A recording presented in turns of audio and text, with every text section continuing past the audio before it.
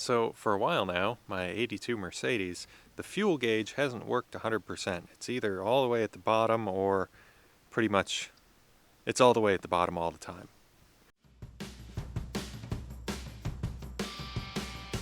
The fuel level sensor, or the sending unit, is underneath the first aid kit holder thing in the back window of this car.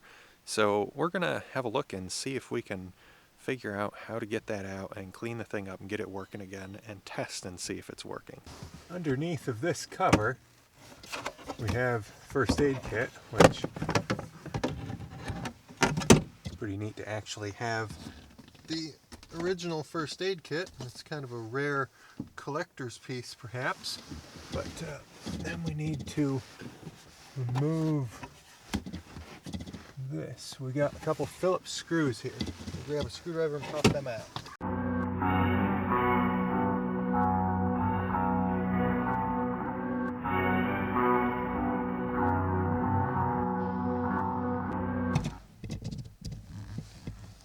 So this right here is the sending unit. So we'll pop the connector off and then we need to turn this.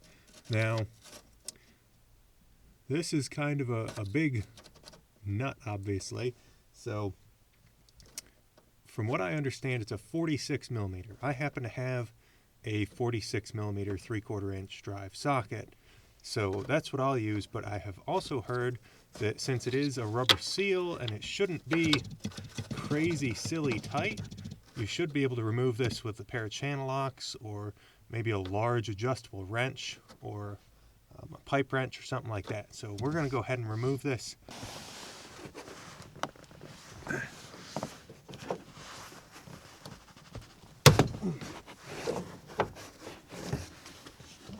Too bad.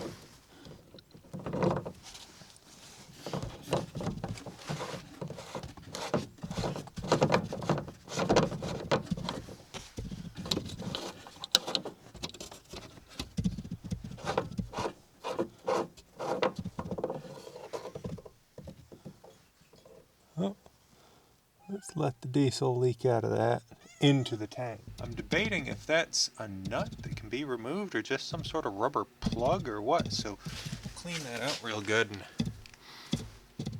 see if we can figure it out. This thing's broken right now, so what's the worst that can happen? Break it more?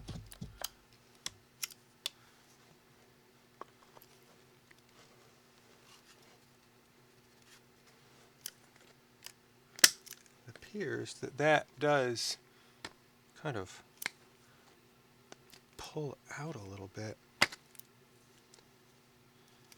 Aha. Aha. Aha. Aha. Oh. Oh. Holy moly. What on earth got into this thing?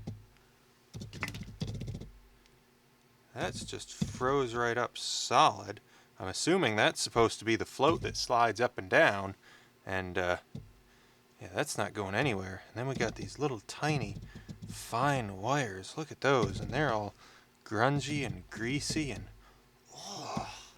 don't know if this is algae buildup or what, but man, look at it. Look at this stuff.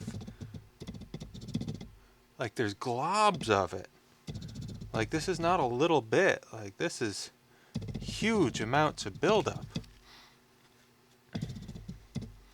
We're gonna need some brake clean for this. So in the process of cleaning it, I got a little too vigorous and broke one of these really fine wires.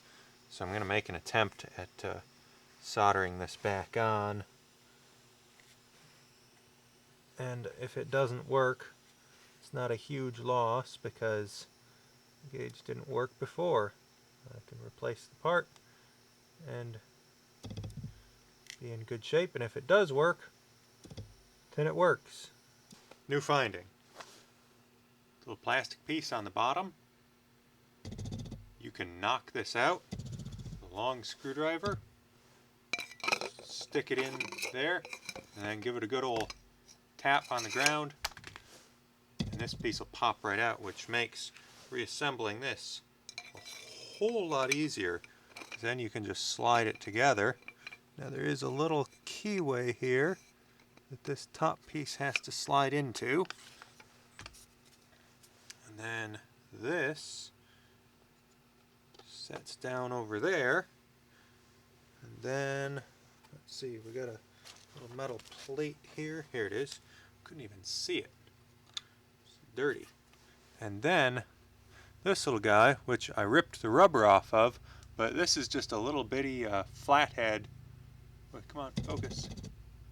This is just a little bitty flathead screw essentially, so you can just grab a hold of that and remove it with a pair of pliers, because you're not going to get a flathead onto it with the bolt sticking through the middle. But you can snug that back down decent.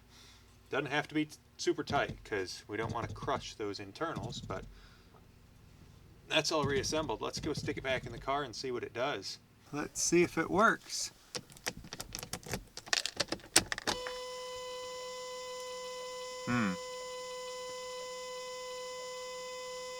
That looks rather unsuccessful. We have pin 1 right here. Pin 2 is over here. Pin 3 is down here. Pin 3 is the ground.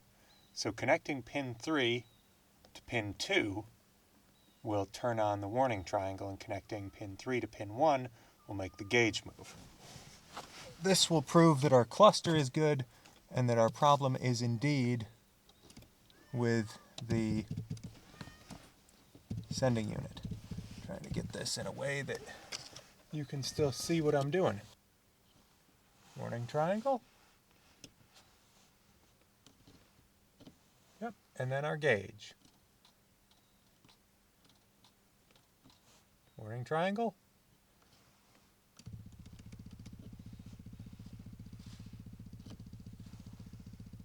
And the gauge.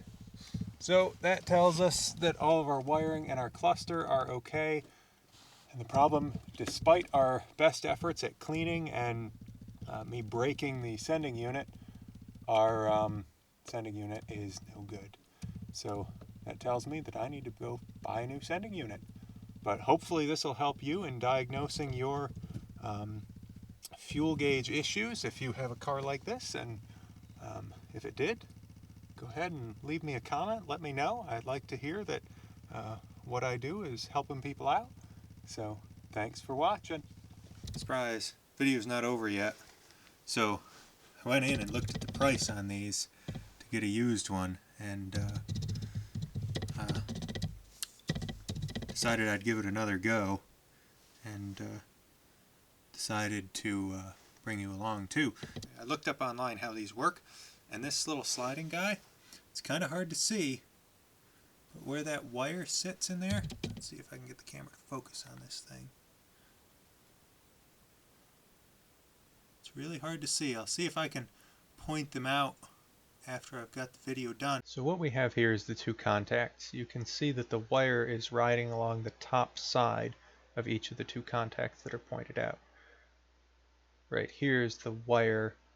You can see I've kind of highlighted where the wire is going.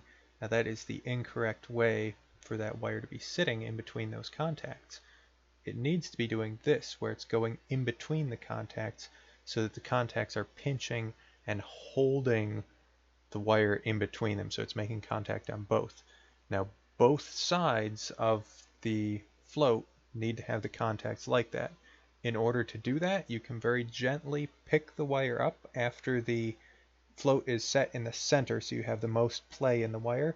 Very gently pick the wire up and kind of set it at in between the contacts. You can push the contact a little with a screwdriver and it'll pop right in. Okay. So after taking it back apart and correcting the position of those wires, let's take a look and see what it does now. Now this is not going to be perfectly perfect because I'm gripping this, so I may be taking it off of the connection.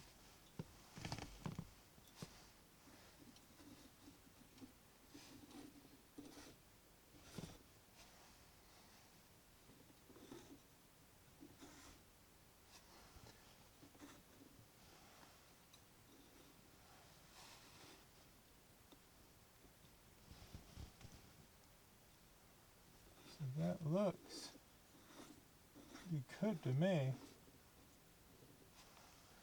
There are spots where it gets a little flaky, but part of that is because it's all exposed. I may be touching stuff, but it does work. So we'll reassemble it and put it back in and avoid that $180-ish cost of getting a new one of these.